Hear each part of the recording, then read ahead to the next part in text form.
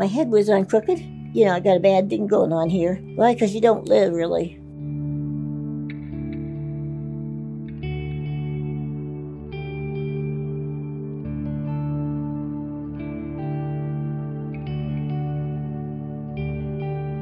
I'm choking all the time when I try to drink or eat something. I have to use my hands to hold my head up to swallow sometimes, or to unchoke. I don't sleep good, don't go to bed a lot of times. Sometimes I just pass out into sleep because of being tired. I'm not allowed to drive, of course, because you can't drive with a head like this. I'm being on pain medication so much you can't drive around with pain medication. I have to have somebody take me everywhere I want to go. I can't see out of the car very good when I ride in the car, and then I discovered I could hold my head up with my hands. So I took my chin like the jaw like this to hold my head up. Doing things, my normal things like making cookies and baking, making meals. I'm a crafty person. I make greeting cards. I have hardly done cards at all. I'm very, very limited. Everything's been so turned upside down in my life, you know.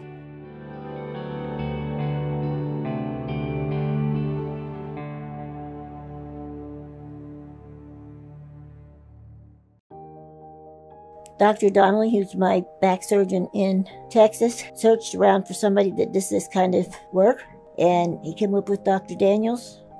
And I could tell when Dr. Daniels got my paperwork because he called me right away himself. The more I talked to him, the more I was sure that he would be somebody that would be able to help me as much as he could. Janet traveled all the way from Texas for this surgery. It's because there's very few centers in the country that take care of spine problems that are this complicated. She came to the Miriam Hospital, where we have the Miriam Spine Program. We have a huge volume of spinal deformity patients. Well, I called him. He says, well, how do you feel about coming to stay with us for 6 weeks? And I said, if you're going to work with me and help me, yep, anytime. Bring me on. For her, it was worth it to travel all this way to get this surgery done safely, in a great environment, knowing that she'll have a good, durable result. They all were just so welcoming, you know what I'm saying, that make me comfortable, like we knew each other, you know. Janet's quality of life is going to be massively improved. Having a drop head syndrome is devastatingly difficult. You can't look people in the eyes, you can't look up and see the sky, you can't see the top row, the grocery store. Her quality of life is going to be tremendously improved. I really have a goal that nobody thinks I could do, but I think I could do it. That's drive again. And physically, to be able to have my head on straight so I can move my head normally.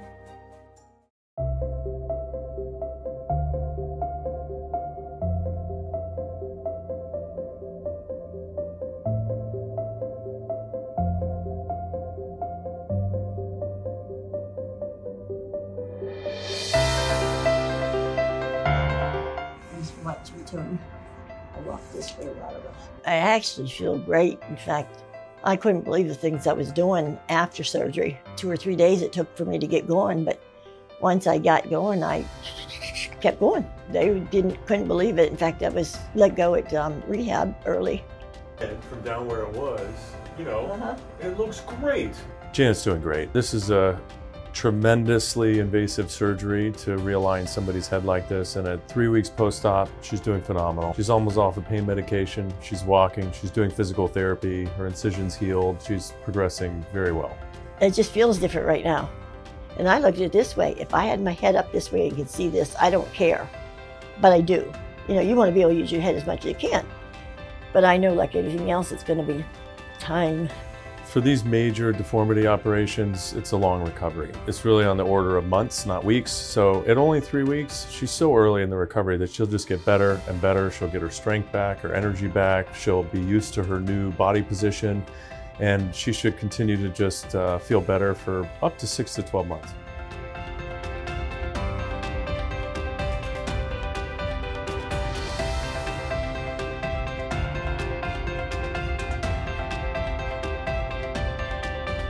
They were great.